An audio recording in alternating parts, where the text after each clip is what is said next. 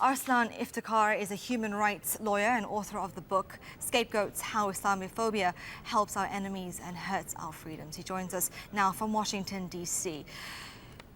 Arsalan, what were your thoughts when you saw this picture that spread all over social media today? Well, Rahila, I mean, it just highlighted that the French Burkini ban is a racist, Islamophobic piece of legislation that is meant to specifically target only the French Muslim community. If the French government is going to cite public concerns, I think that fat white men in Speedos is a public concern also. And, the question is, where do you draw the line? What's going to happen next?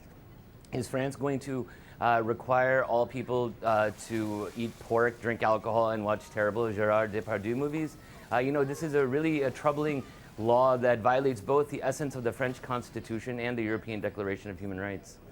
We're just trying to understand the motives behind this. Now, why could France possibly want to take on this step? Is this to defend the values surrounding national security, liberation, equality, fraternity?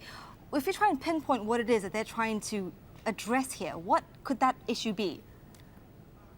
Well, Rahila, I mean, this French notion of laïcité or secularism in the 21st century has come to be a direct attack on the exercise of religious freedom for Muslims. I mean, starting in 2004 with the hijab ban by French President Jacques Chirac, we've seen a slippery slope where all of these legislations are somehow disparately impacting the French Muslim community. Let's keep in mind that Orthodox Jewish women also wear similar garb to the burkini on beaches, in observance of their religious faith.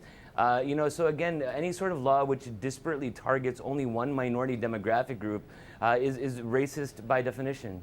Would you say that these outfits would pass unnoticed if a woman who wasn't Muslim was wearing this burkini? Yeah, I mean, they're called wetsuits, right? I mean, it's all about content versus context. If a white man wears a full-body wetsuit, nobody's going to say anything. Nobody's even going to think twice. But if a brown Muslim woman wears that same wetsuit, she might be arrested and fined for wearing a burkini. I mean, again, it just shows the racist, Islamophobic nature of this French legislation. At the same time, you could also argue that the French value this essence of secularism as, something very important in which they want to encompass here. Is that not what it could possibly be? Yeah, but they're turning... No, because Rahila, they're essentially turning into the secular version of the Taliban if they're going to walk around beaches and police what people can wear, especially women. So again, just like the religious version of the Taliban is not very good, a secular version of the Taliban is not good either. Okay, and just very quickly, where do you think this vote will go on Thursday?